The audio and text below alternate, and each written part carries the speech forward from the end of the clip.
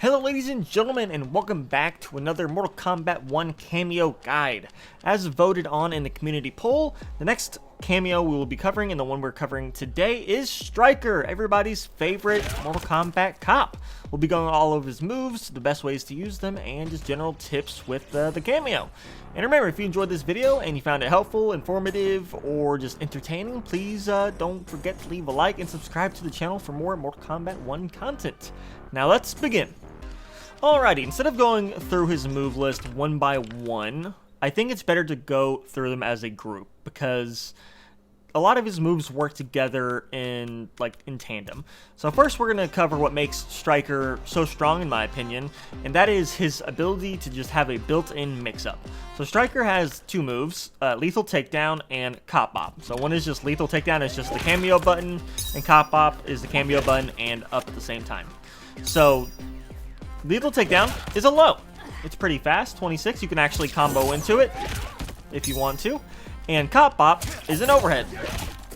So, as you can tell, you just have a built-in mix-up, which is great if your character doesn't have any mix-ups, and if you want to add that layer of a mind game to your opponent, it's pretty good. Like for Scorpion, he has a string right here, 1, 2, 2, that ends in an overhead. But with Stryker, I can end it in a low. So now my opponent has to guess, is he going to go overhead or is he going to go low? I could even mix it up and use his overhead, which has slightly different timing on it. So if he tries to up block it, you know, that can throw him off too. Now this is even made stronger on a character like Smoke that has already just a ton of mix-ups. Because think about, here, let me actually switch to him. Alright, now that we're on Smoke, what makes his Stryker's mix-ups even stronger on a character like him is he has an overhead low, right? But what if he had an overhead? Now the opponent has to guess, is he going for the double overhead or is he going for the low? Or he has this low overhead. Well, what if it was a low? Or it can be a low overhead, or it can be a low overhead, low. As you can tell, it just makes Stryker's Lethal Takedown and Cop Bop just creates an incredibly hard guessing game for your opponent, and that's what makes Stryker so good, is he can throw this in any string that you want to, it combos, it is, I believe, unsafe on certain attacks. It's insane. Like, look at this, low overhead, low overhead, the mind games are insane, and just try with your character, with your main, just try throwing the Stryker cameo into his strings, see where they best fit, and just really try to throw off your opponent's timing and blocking, because the more you use it, you're going to condition them to start blocking and reacting to different things, and then when they start actually doing what you want them to do, you switch it up on them, and you can catch them all over again. It just is a sick cycle of mix-ups and conditioning and just throwing your opponent off with where they have to block. Alright, his next set of moves are, let me get to the move list. Low grenade toss and high grenade toss. So this has a couple different uses. For one, it is not a half bad projectile. It covers a lot of the screen. That's the low, this is the high. Covers a lot of the screen, and it works as an anti-air as well, if you can time it correctly. Let's see if I can set up some cool little stuff. Actually, here, let me go to full screen.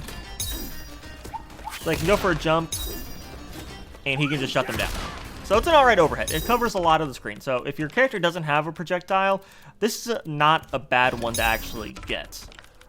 Let's see. Sorry, let me sell the stuff back to default.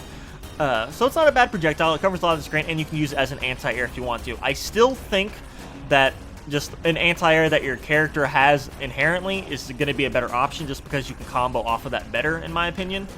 But you can also use it to air juggle. So if we not mess up the combo and we launch, it actually will make her rise up a little bit more. So some characters get more mileage out of this than others. I know Shao Kahn in Stryker with his grenade toss, you can do some pretty nasty stuff in the corner with it.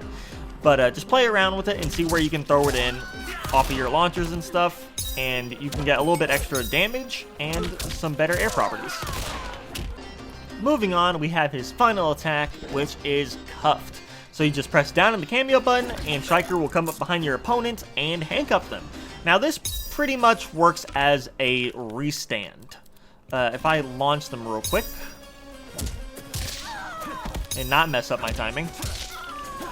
See, grabs her out of the air and restands her. Now what this basically does, what a restand is, if you're unfamiliar with that term, is you stand them up so they don't have access to any of their wake up options. They can't use delayed wake up and they can't use their armored wake up attack because they're not waking up. You restood them. So that's going to be the main use for it. If you're looking for just pure damage, this is not what you're going to want to use because it doesn't do that much damage. I mean, how much does it do? Like 36, that's it?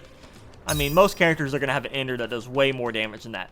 But if you're, say you got them in the corner and you don't want them to wake up attack out of it, you don't want them to, you know, armor through your Oki or whatever you're trying to do, you can handcuff them, and then they pretty much have to deal with whatever you throw out next. You do get hit advantage, you are plus, but you're not plus enough for it to combo. This is not a combo extender if you do restand them. But you can use it for, you know, different things. You can handcuff them and move in on them. You could handcuff them and use it as an opportunity to get away if you're trying to zone.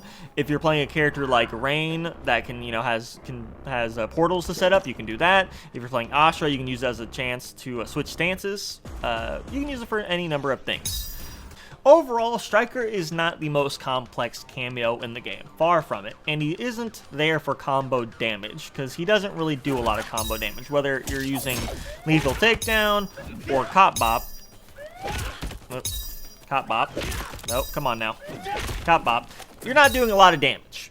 So he's not a damage cameo, he doesn't extend combos, he does have a restand, which has some nice utility, and that's what I think he really is. He's a utility cameo.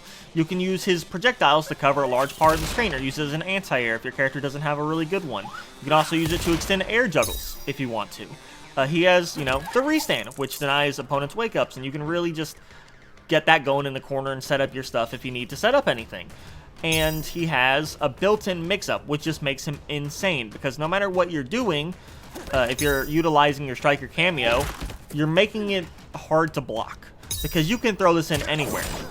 Like I showcased with Smoke earlier, especially with characters that already have mix-ups, you can do some pretty gnarly stuff. But just in like the case of Scorpion, the 1-2-2 string ends in an overhead.